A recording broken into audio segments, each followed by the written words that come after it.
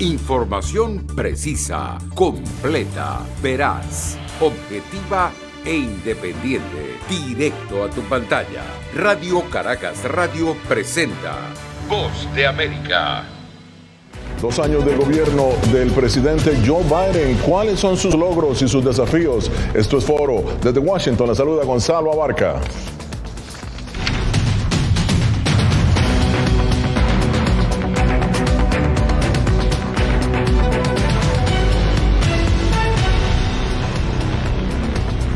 Este mes se conmemoran 2 años de la juramentación de Joe Biden como presidente de Estados Unidos. Aunque se destaca la aprobación de iniciativas legislativas bipartidistas que apuntan a mejorar la competitividad económica del país, la administración Biden enfrenta retos en materia migratoria en la frontera, inflación, política exterior, y se le suma ahora el debate interno por el hallazgo de documentos clasificados de su época como vicepresidente. Tony Belchi nos presenta las claves de este nuevo asunto con el que ahora debe lidiar la administración Biden.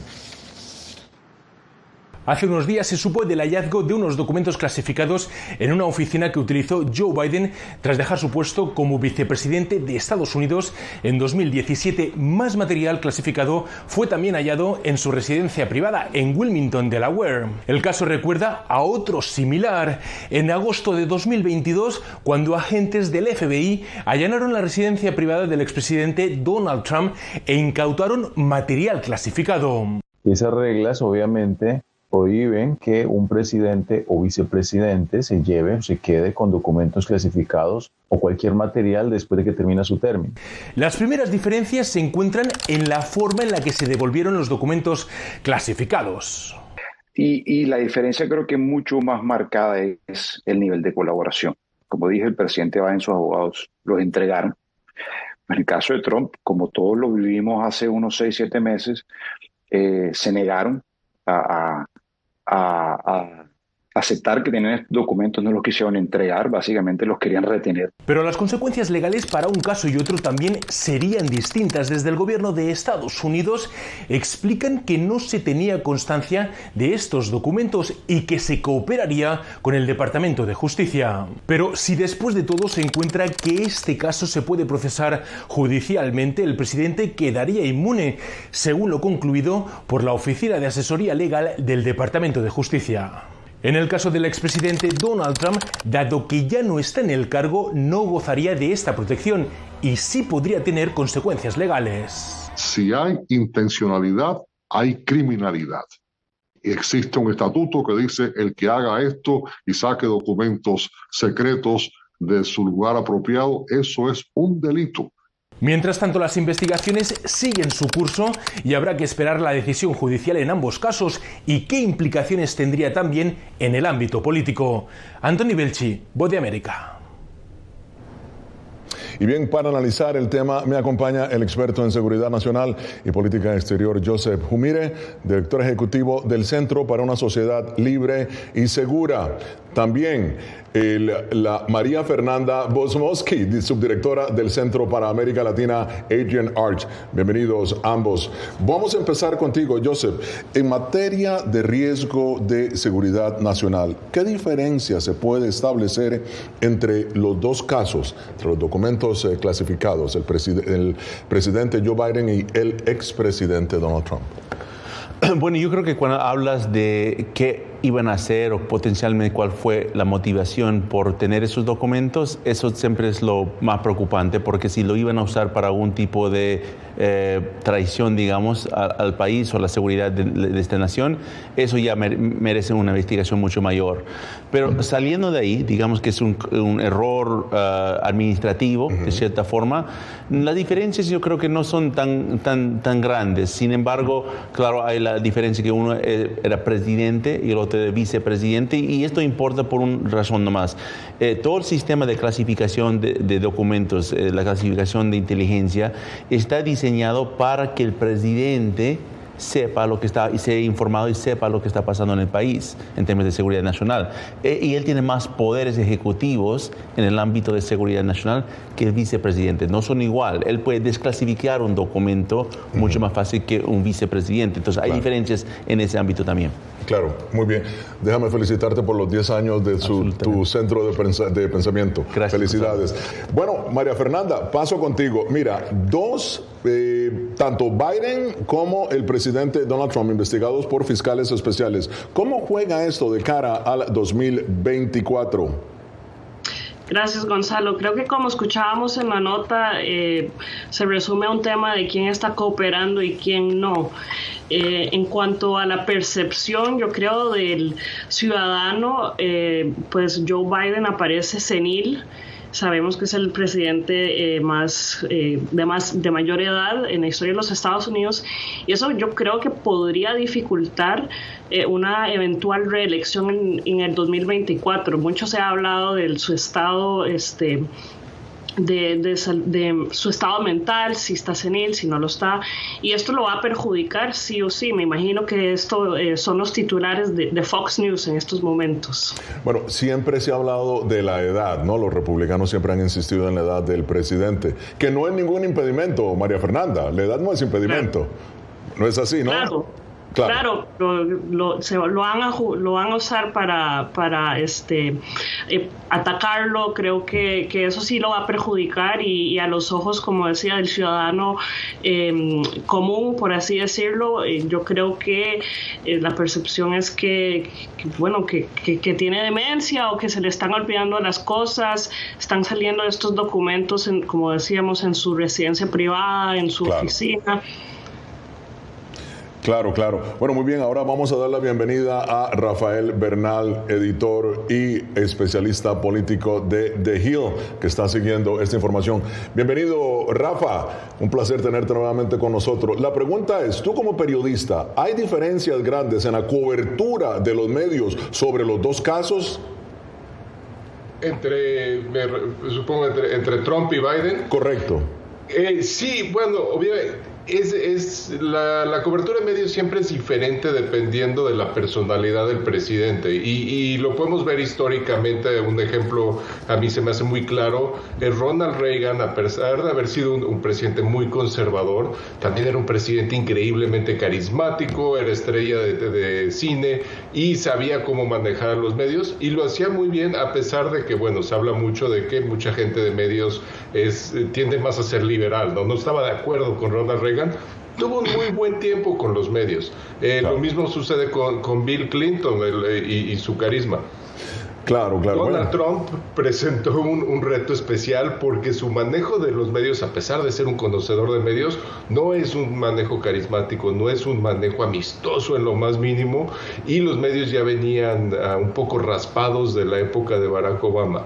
Llega Joe Biden y finalmente los medios, tal vez un poco más suaves con él, pero después de los años de Obama, que tuvo una difícil relación con los medios dentro de todo, y Trump, que tuvo una dificilísima relación con los medios, Biden llega en un momento en que los medios ya están un poco más desconfiados. Ya, muy bien. Esto es Foro de la Voz de América, hoy analizando los logros y desafíos del presidente Joe Biden en sus primeros 2 años de gobierno. ¿Cómo pasa el tiempo,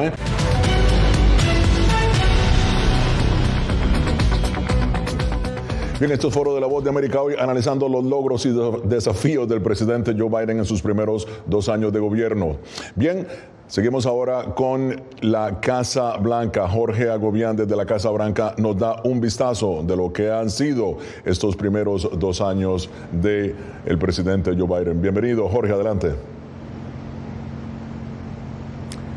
Gonzalo, para críticos y también expertos a la administración Biden, la Casa Blanca ha reaccionado de manera tardía a la crisis en la frontera sur de Estados Unidos. Se refieren a los programas anunciados desde septiembre del año 2022 de parol humanitario o protección humanitaria temporal para venezolanos, que se replicó para haitianos, cubanos y nicaragüenses. La administración Biden argumenta que crea o está intentando crear un sistema seguro, humano, pero al mismo tiempo legal para los migrantes, y lo que básicamente intenta es restringir el ingreso irregular de migrantes a través de la frontera. Una política que también ha recibido críticas, hay que destacar, por parte de comisiones de Naciones Unidas, la Agencia de Refugiados y también la Agencia de Derechos Humanos. Por el otro lado, la Casa Blanca se defiende, y lo hace precisamente el secretario de Seguridad Nacional. Escuchemos. Stands true. Pero lo que dije antes es cierto, vamos a responder a lo que vivimos en nuestra frontera sur, entonces aceleraremos o agregaremos medidas adicionales que respondan a la situación, porque estamos muy comprometidos con brindar ayuda humanitaria, pero estamos muy comprometidos con brindar esa ayuda de manera segura y ordenada y generando consecuencias para las personas que no acaten.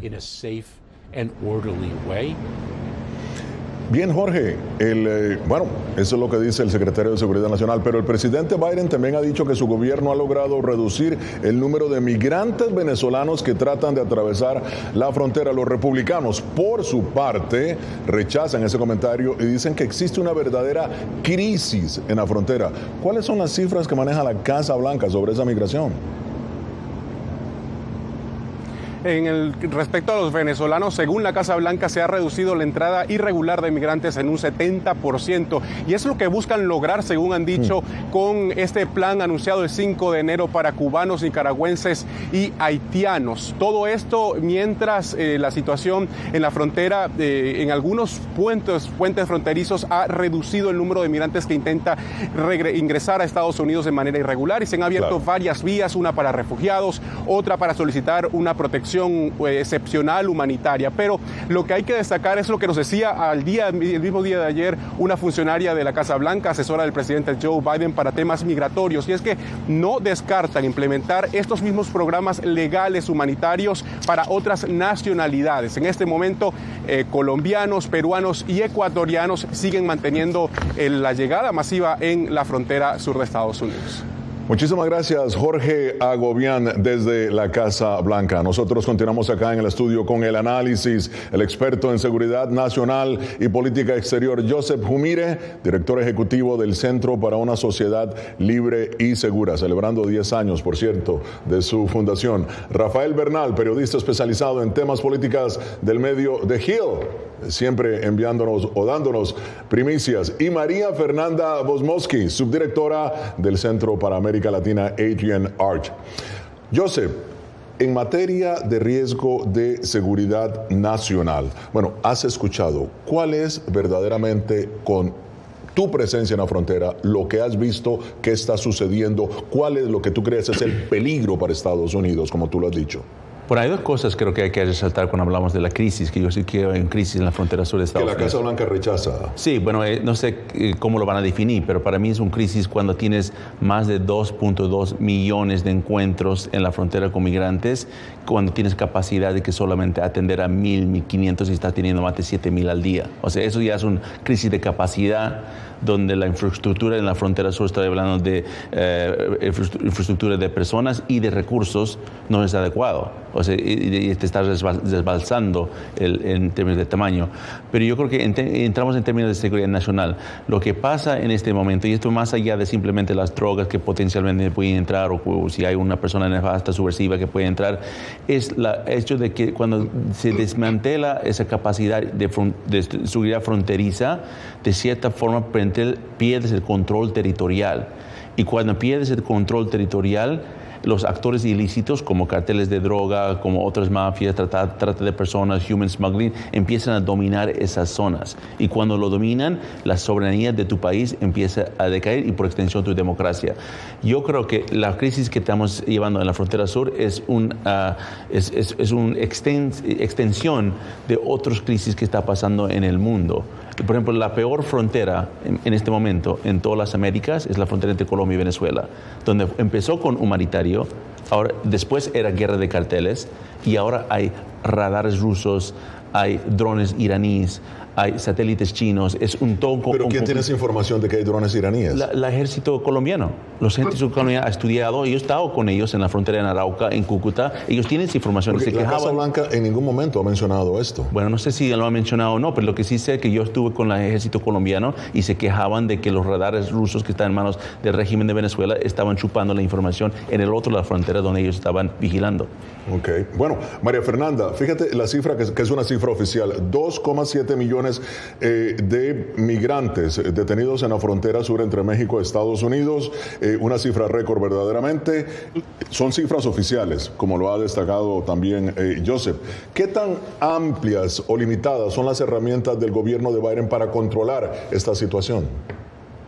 Creo que como decía Joseph, lo que estamos viendo en la frontera es solo un síntoma de otros acontecimientos a nivel global, lo que está pasando en Sudamérica, lo que está pasando en Ucrania, inclusive Ucrania, que está a miles de kilómetros del país, pues tiene repercusiones muy reales en la frontera sudoeste de Estados Unidos con México. Y es un tema, como también decía Joseph, estamos viendo que la infraestructura en la frontera necesita modernización, necesitan capacitar más personas, y necesitan, ya hemos visto que la Casa Blanca en la ocasión de la última cumbre de los líderes de Norteamérica, a inicios de este año empezaron a trabajar en, por ejemplo, crear un portal electrónico para que los migrantes se apunten. Es hora de usar más herramientas tecnológicas, y también va de la mano, ¿no? La política fronteriza y la política doméstica, pero también la política exterior. Yo diría que la administración Biden ha dejado mucho que desear en cuanto al tema de política exterior hacia América Latina. Había tanta esperanza, tanta expectativa, porque el presidente Biden había pasado 30 años en el Senado, en el Congreso, en el Comité de Relaciones Exteriores, y inclusive cuando fue candidato tenía un plan para el Triángulo Norte, y aún así yo diría, la región está abandonada. Es un reclamo que de hecho le hizo el presidente López Obrador a Biden. Y bueno, ahora estamos viendo las consecuencias, esos números en la frontera. Lamentablemente yo no creo que vayan a bajar en los próximos meses. Vamos a seguir viendo estos números que cada día son mayor y mayor.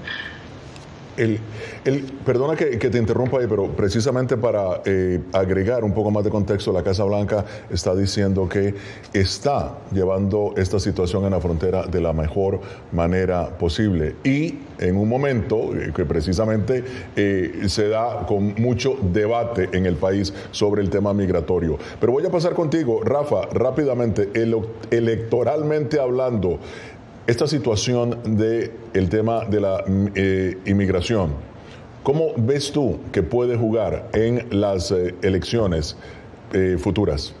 Esa es la pregunta correcta, porque la crisis fronteriza realmente, en términos prácticos, no es una crisis fronteriza, es una crisis regional o global. La frontera es un síntoma, ¿no? La frontera no es el problema en sí.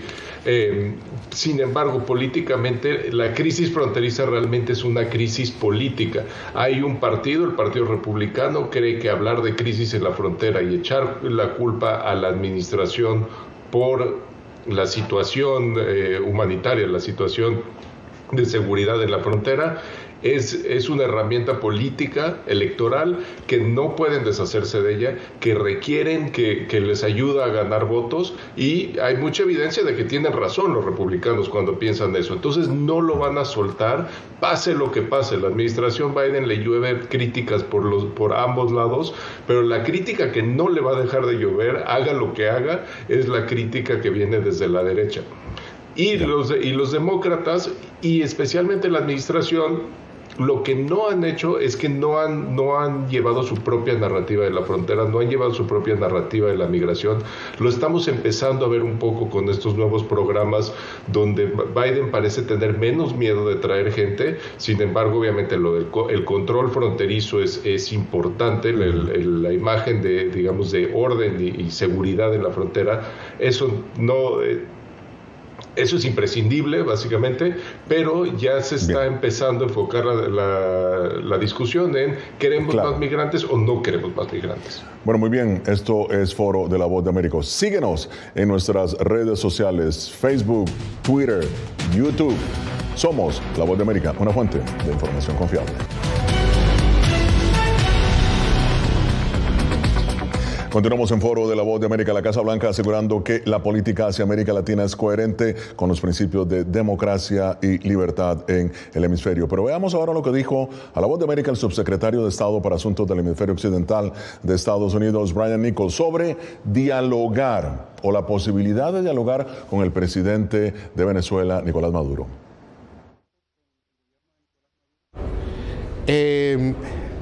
nosotros tendremos que ver cambios profundos y un progreso hacia elecciones libres y transparentes en este país.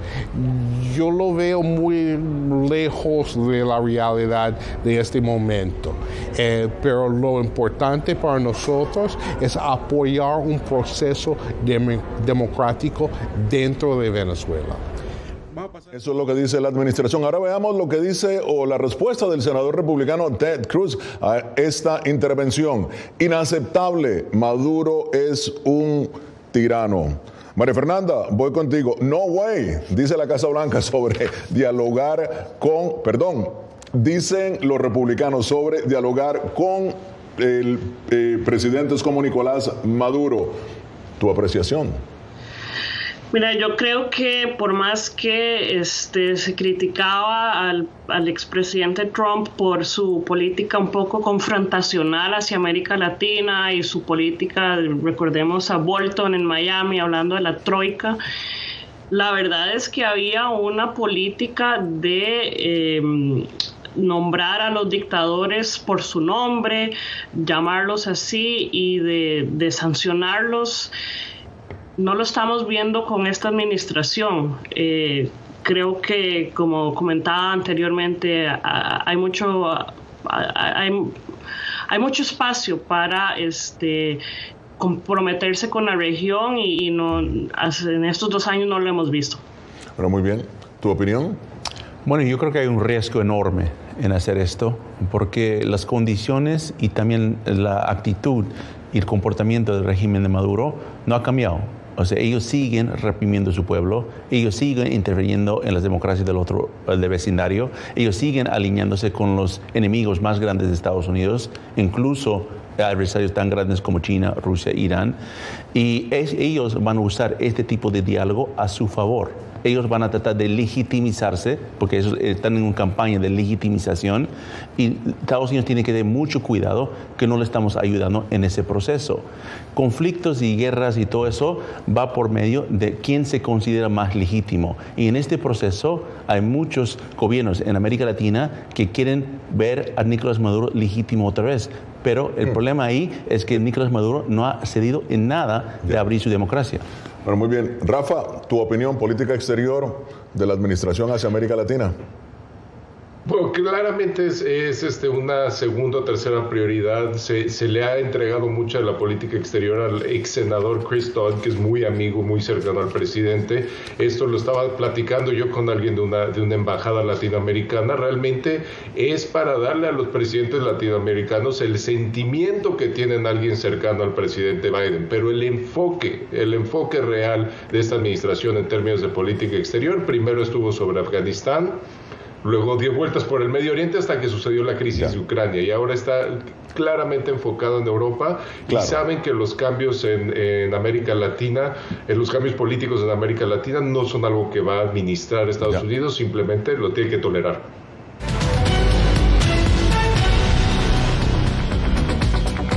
Ya en la parte final de foro. Bien, ahora sí, los aspectos positivos de la administración Biden, rápidamente. A pesar de las diferencias políticas, hay todavía un enfoque en la geopolítica mundial. Todavía se considera China, Rusia e Irán como adversarios, y creo que eso es correcto. Tenemos que mirar el mundo por sí. Muy bien.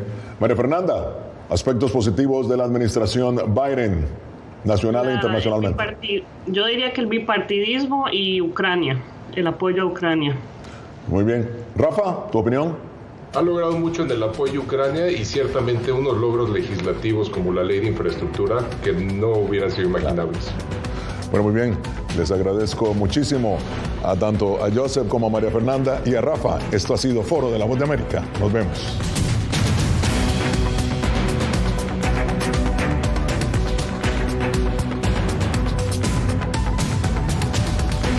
Información precisa, completa, veraz, objetiva e independiente. Directo a tu pantalla. Voz de América en RCR 750.